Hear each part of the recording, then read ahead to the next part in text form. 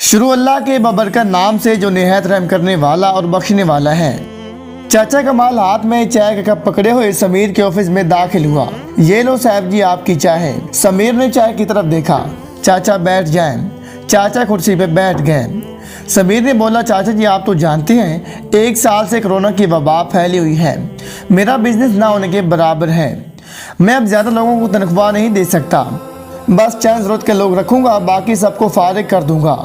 आप भी कल मैनेजर से मिलना, अपना हिसाब क्लियर कर लेना। अब मुझे आपकी ज़रूरत नहीं है।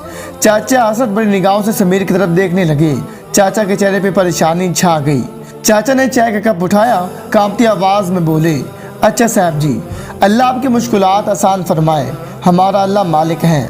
समीर के ऑफिस में चाचा कमाल साफ़ सफाई का काम किया करता था, चाय वगैरह बनाता, लेकिन अब नौकरी से निकाल दिया गया। समीर खुद बहुत परेशान था।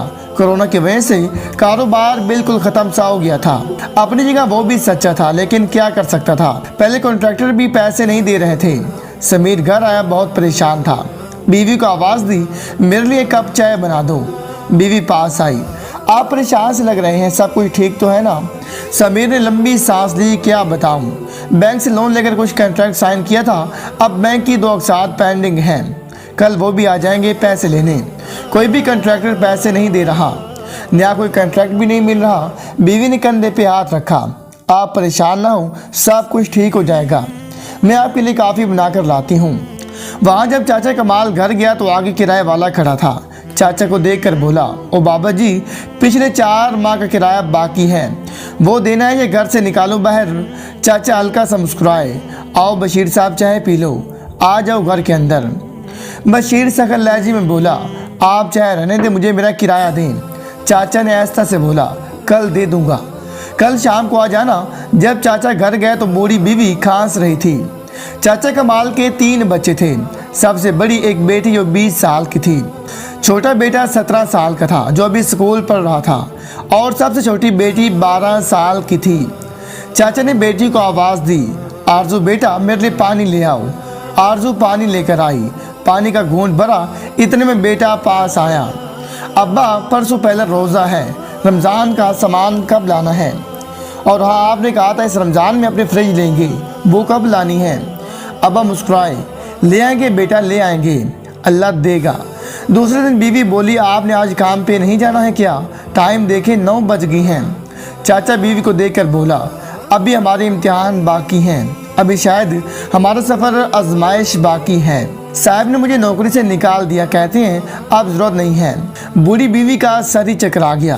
बीवी पास बैठी और बोली, रमज़ान शुरू हो रहा है, कल पहला रोज़ा है, बच्चे रमज़ान का सामान लाने की बात कर रहे हैं, और अब हमारे लिए एक और इम्तिहान, कब हमारे खुशहाल दिन आएंगे?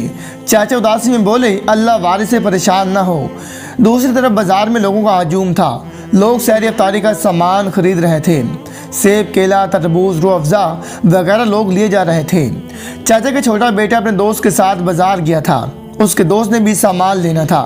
वो हसरत बड़ी निगाहों से लोगों को देख रहा था। लोग कितना सामान लेकर जा रहे हैं। मैं भी अब्बा को जाकर कहता हूँ हम भी रमज़ान के लिए सामान ले जाएं। इधर चाचा ऑफिस से जो भी हिसाब मिला था वो सारे पैसे लाकर मकान मालिक को दे दिए। अब जेब फिर से खाली हो गई। परेशानी का आलम था। जानता था बच्चे बाज़ार जाने का कहेंगे, बच्चों का सामना कैसे करूँगा। हिम्मत की घर चले गए। बेटा देकर बोला, अब्बा चलो हम भी रोज़े के लिए ख़रीद कर सामान आती हैं। चाचे ने आंसू पलकों के पीछे छुपा लिए।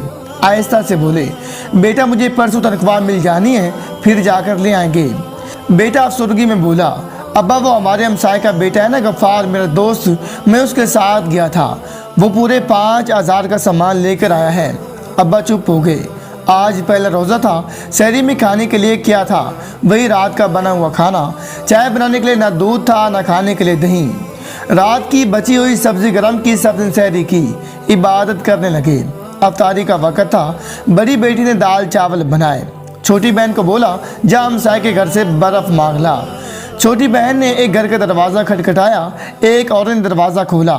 हाँ क्या है आंटी, थोड़ी बर्फ़ देना। वो औरत मुंह बनाकर बोली, कोई नहीं है बर्फ़, हर रमज़ान तुम लोग आ जाते हो, हमने ठेका लिया हुआ तुम लोगों का क्या। छोटी खामोश हो गई और वापस हुई। वो औरत बोली, रुक जा, आज ले जा, कल से ना आना। बर्फ़ ला कर दी आपी को। आपी से कहने लगी, आपी आंटी ने इतनी बातें की है, मैंने नहीं जाना कल से बर्फ मांगने। आपी खामोश हो गई। सब अफ्तारी के लिए बैठ गए। सादा पानी, चंद खजूरें दस्तरख वहाँ पे थीं। अजान हुई, अफ्तारी करने लगे। छोटी बेटी बोली, अब्बा मैं जिनके घर में बर्फ़ लेने गई थी ना, वो सेब वाला जूस बना रहे थे। उन्होंने इतना ज़्यादा फ्रूट काटा हुआ था। अब्बा हमको भी ला कर दो ना। चाचा ने सर पर हाथ फेरा, मेरी बच्ची, अल्लाह देगा हमको भी। बेटा कहने लगा, अब्बा मैं कल से मस्जिद में अफ्तारी करूँगा, वहाँ लोग बहुत सारा सामान देती हैं। माँ आहिस्ता से बोली, कोई ज़रूरत नहीं है, घर ही रहो। ऐसे ही 10 रोज़े गुजर गए। बच्चे हर रोज़ पकौड़े, समोसे या फल फ्रूट का कहते, अब्बा हर रोज़ टाल देता। बेटे ने जिद करने लगा, अब्बा हर रोज़ गर्म पानी से अफ्तारी करते हैं, कुछ भी नहीं है घर में, हमको आए सेब और केला ला कर दो। चाचा मुस्कुराने लगा, अच्छा मैं जाता हूँ, बाज़ार लेकर आता हूँ। चाचा बाज़ार गए, उसके पास सिर्फ 30 रुपए थे। एक फल वाले से पूछा, ये सेब कितने के किलो हैं? उसने बताया, ये 300 के और ये 350 के। हर चीज़ का रेट आसमान को छू रहा था। चाचा खामोश हो गए, फिर बोले, ये लो 30 रुपए, इसके जितने सेब आते हैं मुझे दे दो। दुकान वाला हंसने लगा, चाचा 30 का बस एक सेब आएगा। इत्तेफाक से समीर भी फल खरीदने आया था। वो अपनी कार में बैठा हुआ था। उसकी नज़र चाचा पे पड़ी। चाचा ने दुकान वाले से पूछा, वो जो नीचे वाली टोकरी में सेब केले पड़े हैं वो दे दो। दुकान वाला बोला, चाचा वो मैं अपनी बकरियों को दे देता हूँ, ख़राब फल हैं वो। चाचा बोले, 30 रुपए रख लो, वो मुझे दे दो। मेरे बच्चों ने आज 10 रोज़े गुजर गए हैं, एक दिन भी फ्रूट नहीं खाया। एक खजूर से अफ्तारी करती हैं, अल्लाह तुम्हारा भला करेगा। दुकान वाले को तरस आ गया। 30 रुपए वापस किए। जा चाचा, सारी टोकरी उठा कर ले जा। समीर सब कुछ देख रहा था। चाचा दुआएं देने लगा। ख़राब फ्रूट की टोकरी से कुछ सही फल एक शापर में डालने लगा। साथ दुआएं दे रहा था। ये मंजर देखकर समीर की आंखों में आंसू आ गए। उसे अपनी अफ्तारी का दस्तरखान याद आया।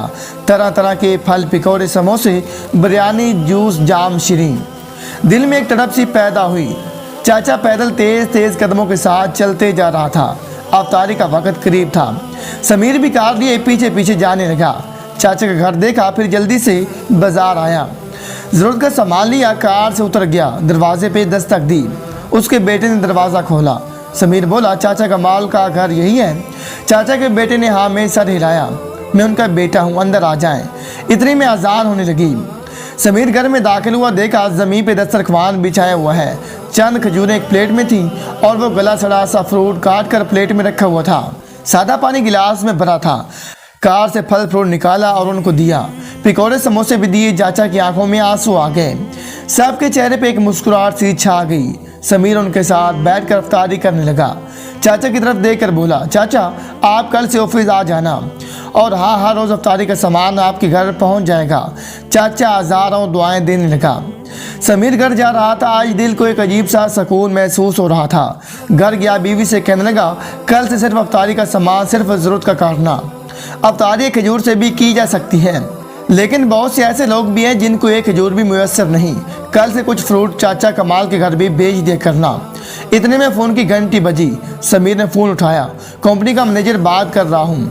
सर, आपके अकाउंट में 20 लाख रुपए ट्रांसफ़र कर दिए गए हैं, बाकी के पैसे आपको ईद तक मिल जाएंगे। समीर आसमान की तरफ देखने लगा। एक सुकून उसके चेहरे पे छलक रहा था।